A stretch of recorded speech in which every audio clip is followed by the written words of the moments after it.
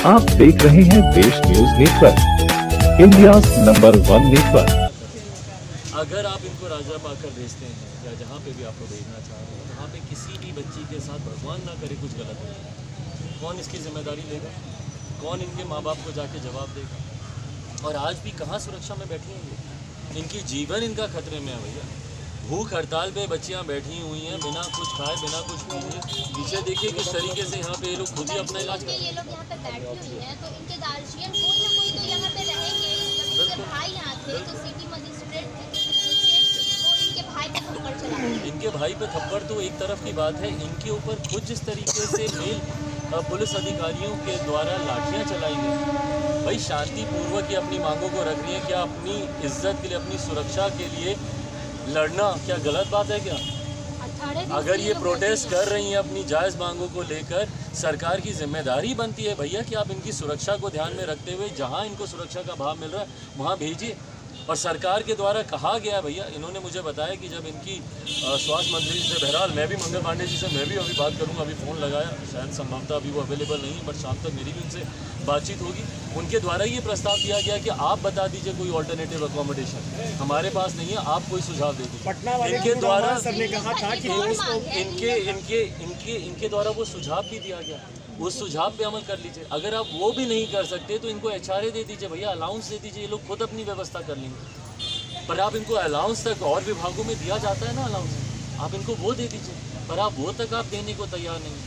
तो मतलब ये तो भैया एकदम तानाशाही रवैया है ना कि जहाँ हम बोलेंगे वहीं जाना होगा, नहीं तो तुम लोग अपना भविष्य खत्म करो। और यही धमकियां इनको मिल रही हैं चिराग जी, इनके प्रिंसिपल के द्वारा। चिराग जी लगातार सरकार कहती है बेटी बचाओ। नहीं तो आपको अपने भविष्य को अंधकार में डालना होगा अगर आप लोग नहीं अपने अनशन को खत्म करें। मजिस्ट्रेट की तरफ से ये बयान दिया जा रहा है कि जिस तरह से पिछली बार आप लोगों को मारा गया था उसी तरह अब भी मारा जाएगा अगर आप लोग प्रोटेस्ट खत्म नहीं करती है। पता, ये गलत है। मतलब ये बात जितनी आपको आक्रोशित करती है उतनी भावुक भी करती है कि बताइए, छोटी छोटी बच्चियाँ अपना घर परिवार छोड़कर अपने बेहतर भविष्य के लिए, अपने परिवार के बेहतर भविष्य के लिए आज सड़क पर बैठी हुई हैं। और महिला सशक्तिकरण की बात करती है सरकार, बेटी बचाओ बेटी पढ़ाओ की बातें करती है सरकार। सर ये लोग रात में भी यहीं पे रह रहे हैं। यही तो सबसे ज़्यादा भाई असुरक्षा का भाव तो इसी बात का है ना कि रात में भी ये लोग यहीं पे रह रहे हैं। कल को मैं बार बार मैं इस सरकार को मैं चेतावनी दे रहा हूँ, आगाह कर रहा हूँ, भगवान ना करे, और मैं दुआ करूँगा। मैं आप क्या कह रहे थे भाई? बोल रहा था सरकार बेटी बचाओ बेटी पढ़ाओ के नाम पे करोड़ों रुपए खर्च कर रही है। अब इन बच्चियों की जो मांग है, मांग वाजिब होने के बाद भी इनके ऊपर लाठीचार्ज हो रहा है और कोई अधिकारी सूद लेने के लिए नहीं आ रहे हैं। नहीं बिल्कुल, यही तो है ना आपकी कथनी और करनी में फ़र्क। आप कहते कुछ हैं, आप करते कुछ हैं। बेटी पढ़ाओ बेटी बचाओ, तो बेटियां पढ़ना चाह रही हैं, बट बेटी को आप बचाओगे तभी तो पढ़ पाएंगी। आप उनको बचा ही नहीं पा रहे हैं, नहीं ये सुरक्षित महसूस कर रही है भैया जहाँ पे आप इनको भेजना चाह रहे हैं। तो आप इनको वहाँ पे जगह दीजिए ना। और कितना मुश्किल है भैया, बजट आवंटित होता है इन सारी चीज़ों के लिए।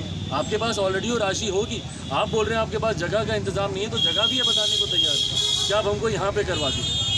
नहीं कर रहे तो इनको अलाउंस दे दीजिए भैया, ये इंडिविजुअली ये लोग अपना रहने खाने पीने का ये लोग देख लेंगे। पर सिर्फ एक तानाशाही रवैया अपनाना, ऐसा अड़ियल रवैया अपनाना और उस पर इनके ऊपर इतनी बर्बरता से लाठियाँ चलाना, किसी का सर फूटा, किसी का हाथ टूटा, उस पर भी रात भर आपने उनको थाने में रखा, इलाज तक कराना आपने जरूर। सिटी मजिस्ट्रेट का एक और बयान है कि ये जो पोस्टर आप लोग लगाई हुई है ये सब एडिट किया हुआ है, ये उनका कहना है, ये झूठा है, झूठा फोटो है इनका। वो सिर्फ लीपा पोती भाई, दूध का दूध पानी का पानी कर दीजिए ना। आइए यहाँ पे बैठिए, मैं तो मंत्री जी से आग्रह करूंगा कि आइए एक बार बैठ लीजिए ना यहाँ पे।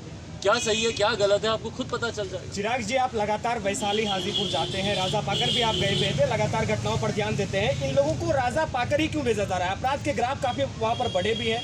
ऐसा तो नहीं है कि जिस तरीके से काफ़ी कांड हुए हैं, छात्रावास की तरह की कांड जो होते रहते हैं, क्या उन सबों से भी इसका जुड़ा हो सकता है? मुझे नहीं पता कि इन लोगों को सिर्फ एक ही जगह पे जाने के लिए क्यों कहा जा रहा है, पर मैं बस इतना चाहता हूँ और मैं मानता हूँ कि जहाँ पे बच्चियाँ मेरी सुरक्षित नहीं महसूस कर रही, वहाँ पर उनको कतई नहीं भेजना चाहिए। भाई हम लोग एक ऐसे प्रदेश में बैठे हैं जहाँ बालिका सुधार गृह में ऐसे घृणित कांड होते हैं जिसको बयां तक करना संभव नहीं। हम लोग एक ऐसे राज्य से आते हैं जहाँ पे बच्चियों का दिन दहाड़े अपहरण कर सामूहिक उनके साथ दुष्कर्म कर उनका लाश पानी में फेंक दिया जाता है, छोटी छोटी बच्चियों के साथ किया जाता है।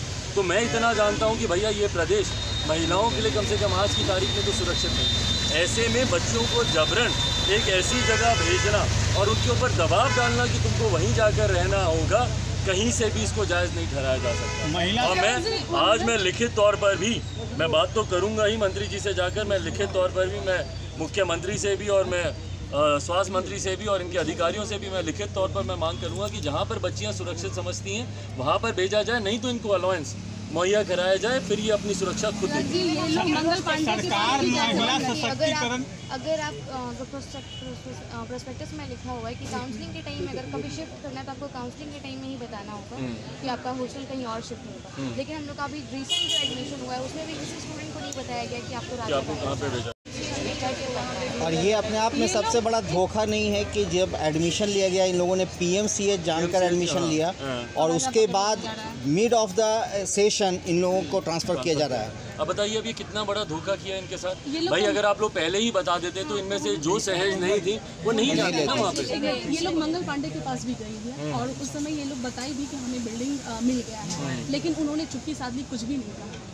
अब ये गलत है भाई, क्योंकि पहले तो आपने ये प्रस्ताव दिया कि भाई हम लोग के पास कोई अकोमोडेशन अवेलेबल नहीं है, आप लोग अगर कोई सजेशन है तो आप लोग दीजिए। तो जब आप सजेस्ट कर रही हैं उसके बाद इस तरीके से, और भाई सरकार के पास बजट है, ऑलरेडी आवंटित होता है ये बजट इनके हॉस्टल के लिए, इनके रहने के लिए, और यही हम लोग कह रहे हैं कि अगर उस बजट का उपयोग अगर आप लोग नहीं कर पा रहे तो इनको अलाउंसेस में दे दीजिए ना वो पैसा, ये लोग खुद रह लेंगे। बट बहरहाल इस विषय पर सरकार को गंभीरता से इस पर सोचना चाहिए।